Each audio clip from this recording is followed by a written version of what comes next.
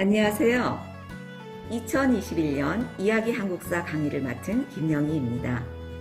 코로나19로 인하여 올해는 화상 수업으로 인사를 드리게 되었네요. 하루빨리 이 상황이 나아져서 대면 수업으로 어르신들 배웠기를 기대해 봅니다. 이야기 한국사 수업은 총 30주로 진행될 예정이고 우리나라 역사의 시작부터 대한민국 정부 수립까지로 일정을 잡았습니다. 오늘은 첫 시간으로 우리나라 역사의 시작편입니다. 많은 시청 바랍니다. 오늘은 제1편 우리나라 역사의 시작편입니다. 흔히 선사시대, 역사시대라고 하는 기준은 무엇일까요? 네, 문자의 기록이죠. 문자의 기록이 있는 역사시대와는 달리 선사시대는 유적과 유물로 그 시대의 모습을 살펴볼 수 있습니다. 선사시대는 도구의 재료를 가지고 구석기, 신석기, 청동기로 나누어지는데 석기 시대에는 물론 돌로 도구를 만들었겠죠. 청동기 시대는 청동으로 도구를 만들기 시작하지만 청동이 귀하고 비쌌기 때문에 석기를 같이 씁니다. 자, 그럼 지금부터 구석기 시대의 생활부터 알아볼까요? 구석기 시대에는 도구를 짐승의 뼈로 만든 뼈도구와 돌과 돌을 부딪혀 깨진 날카로운 면을 이용한 뗀석기를 사용하게 됩니다. 가장 널리 쓰여진 뗀석기로는 주먹도끼가 있습니다. 이 주먹도끼로 사냥한 짐승을 자르기도 하고 때론 사냥도 했겠죠. 공격용으로 강력한 무기가 되기도 하였습니다. 이렇게 구석기인들은 짐승을 사냥하거나 식물의 열매 등을 채집하거나 물고기를 잡아먹으면서 먹거리를 해결하다 보니 한 곳에 머물 수가 없었습니다.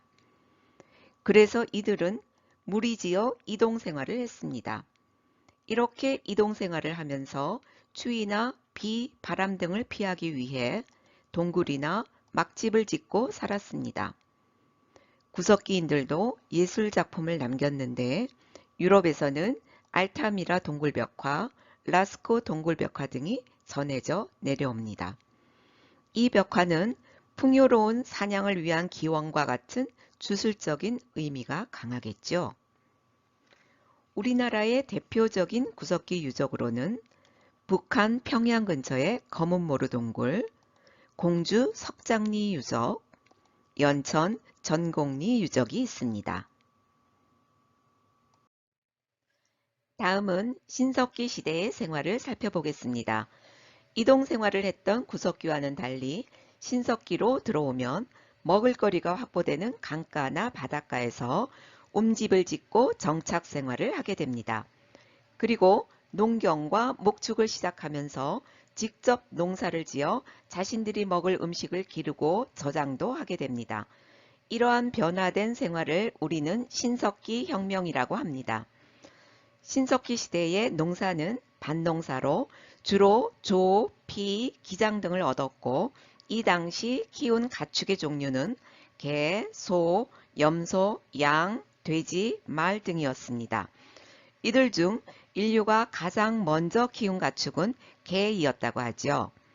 또한 방적술이 등장하여 가락바퀴를 사용해서 실을 뽑고 뼈바늘로 옷을 지어 입었고 그물도 짜서 물고기를 잡는 데 큰 기여를 합니다. 한편 이 시기에는 원시신앙이 나타나는데 농경을 하는 데 있어서 자연환경의 중요성을 깨닫게 되면서 모든 자연사물에 정령이 있다고 믿는 애니미즘과 주술적 신앙인 샤머니즘, 그리고 자신들의 공동체를 상징하는 동물을 숭배하는 토테미즘이 발달하게 됩니다.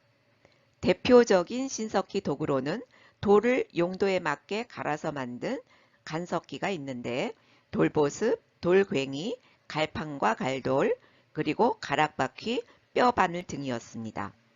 토기로는 곡물을 저장하거나 익힐 때 썼던 빗살무늬 토기가 대표적이고 모래나 땅 위에 꽂아서 사용하기 편하도록 밑이 뾰족한 모양입니다. 우리나라 대표적인 신석기 유적지로는 서울 암사동 유적지가 있습니다. 신석기 시대를 지나 청동기 시대를 살펴보겠습니다. 청동기 시대는 간석기의 발달과 농사 기술의 발전으로 점차 잉여 생산물의 차이가 발생하면서 사유재산이 성립되고 이로 인해서 빈부의 차이가 발생하게 되었습니다. 또한 인구가 늘어나면서 농사지을 땅이 더 필요하게 되어 서로의 영역을 침범하는 정복전쟁이 일어났고, 이런 과정에서 마을을 지키고 사람들을 이끌기 위한 지도자가 필요했겠죠. 그래서 부족마다 족장이 생겨났고, 전쟁에서 이긴 부족은 진 부족의 사람들을 노예로 부리기 시작했습니다. 구석기 시대에는 동굴이나 막집에서, 신석기 시대에는 강가나 바닷가에서 살았지만 청동기부터는 뒤에는 산이 있고 앞으로는 냇물이 흐르는 배산 임수 지역에 마을을 이루고 살았습니다. 마을 주변에는 목책이라고 하는 울타리를 쳐서 적으로부터 마을을 보호하고 또 목책 주위로 해자라는 물길을 파서 다른 부족의 접근을 막았습니다. 도구로는 청동은 구리와 주석 또는 구리와 아연의 합금이었기 때문에 돌보다 무르고 또 희귀하여 지배자의 무기나 장신구, 제기로 사용되었습니다. 때문에 농사나 일상생활에 필요한 도구는 돌과 나무로 만든 도구를 사용하였지요. 대표적인 유물로는 지배자의 의식용 도구인 청동거울, 청동방울이 있고 무기로는 청동검인 비파형 동검이 있습니다. 또한 농기구로는 돌에 구멍을 뚫어 끈을 꿰어서 손에 쥐고 이삭을 따기 편하게 만든 반달 돌칼이 대표적이었고, 후에는 돌낫을 만들어 많은 양을 한 번에 베어낼 수 있었습니다. 그리고 지배자의 무덤인 고인돌과 토기 굽는 기술이 발달하여 표면이 갈라지지 않은 민무늬 토기가 일반적으로 널리 분포되어 발견되고 있고, 고조선 영토에서만 보이는 주둥이가 높고 양옆에 손잡이가 있는 미송리식 토기도 있습니다. 이번에는 철기시대의 생활 모습을 살펴보겠습니다. 우리나라 철기시대는 일반적으로 중국으로부터 새로운 도구 철기가 들여오는 기원전 4세기부터로 이루어집니다. 철은 청동보다 훨씬 단단하고 쓸모가 많았기 때문에 사람들은 철로 된 여러 가지 도구를 만들어 사용했습니다. 철기는 농기구와 무기 등 생활 전반에 골고루 쓰였지요.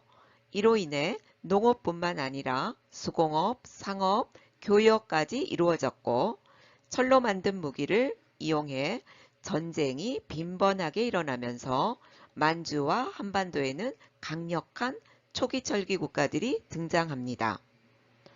우리나라 철기 시대 대표적인 유물로는 중국과의 교역을 보여주는 한나라 화폐인 오수전, 전국시대 화폐인 명도전이 있고, 고조선 영역에서만 볼 수 있는 세영동공과 거푸집, 그리고 문자의 사용을 말하는 창원 다호리붓이 알려져 있습니다. 따라서 문자의 유무에 따른 시대적 구분으로 보면 우리나라는 철기부터 역사시대로 보고 있습니다. 그리고 토기로는 검은 간토기가 있고 철기시대 유적지에서 발굴된 동무덤도 있습니다.